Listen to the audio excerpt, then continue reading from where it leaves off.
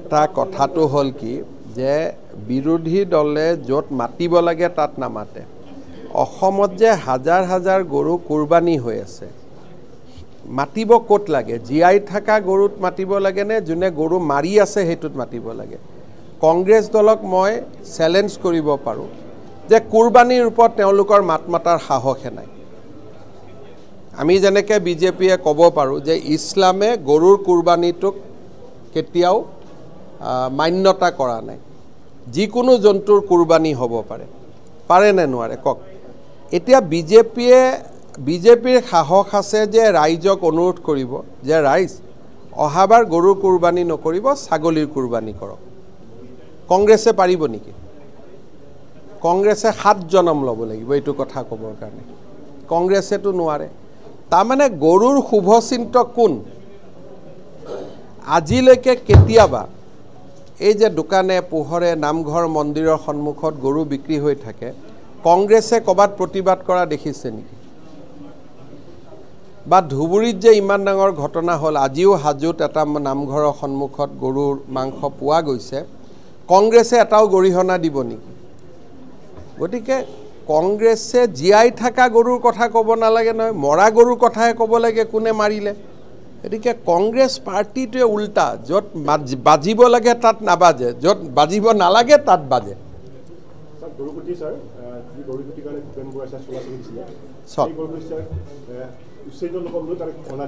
কংগ্ৰেছৰ লক্ষ্য হ'ল যে গৰু খুঁটি প্ৰকল্পটো যাতে বন্ধ হয়, আৰু যিখিনি মানুহক আমি উচ্ছেদ কৰিছোঁ তেওঁলোকে যাতে গৰু খুঁটি প্ৰকল্পটো বন্ধ হোৱা বুলি কৈ পুনৰ দখল কৰিব পাৰে।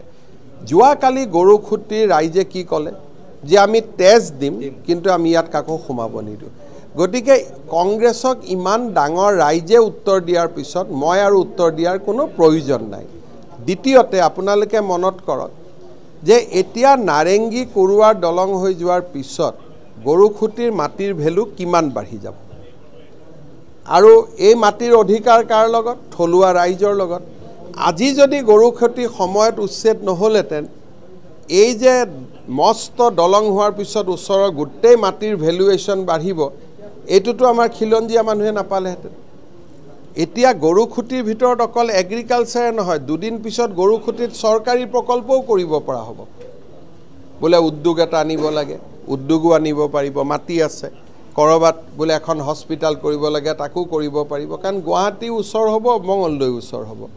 সেইকাৰণে মই ভাবোঁ যে কংগ্ৰেছ দলে বুজি পাইছে যে আমাৰ প্লেনবিলাক চব ফেইল। আৰু আপোনালোকে দেখিছে যে গৰু খুঁটি আজি প্ৰকল্পটো প্ৰায় লাভৰ মুখলৈকে আহি আছে, কিন্তু মই লাভ বিচৰা নাই, মই মাত্ৰ মাটিটোৰ ৰক্ষণাবেক্ষণহে বিচাৰিছোঁ। লাভটোতো আহিব মাটিৰ ভেলুৱেশ্যন দি। সেইকাৰণে মোক কোনেও এইটো মোৰ লক্ষ্য নহয় যে গৰু খেতিৰ শাক চব্জি বিকি কোনোবাই প্ৰফিট কৰিব লাগে।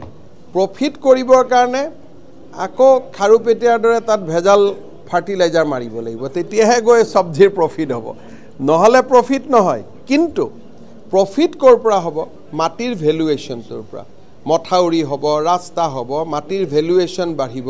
গতিকে গৰু খুঁটিৰ উচ্ছেদৰ সময়ত তাৰ মাটিৰ দাম যদি আজি 1 টকা আছিলে, আজি তাৰ মাটিৰ দাম 100 টকা হৈ গ'ল। গতিকে কোনোবাই যদি ইকনমিক্স জানে আৰু লাভ আৰু লোকচানৰ যদি হিচাপ কৰিব খোজে, আজি গৰু খুঁটিৰ মাটিৰ আজি যদি কোনোবাই বিক্ৰী কৰে, আৰু আগত সন্দেহজনক লোকৰ হাতত গৰু খুঁটি থাকোঁতে মাটিৰ তাতে বিঘা 1000ও নাছিল, আজিৰ দিনত তাৰ মাটিৰ বিঘা 1 লাখ হৈ গ'ল। গতিকে ভেলুৱেশ্যন কোনে বঢ়োৱালে গৰু খুঁটিত?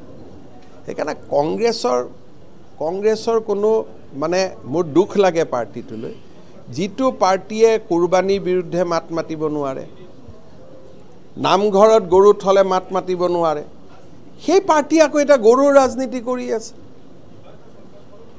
হয়নে নহয়?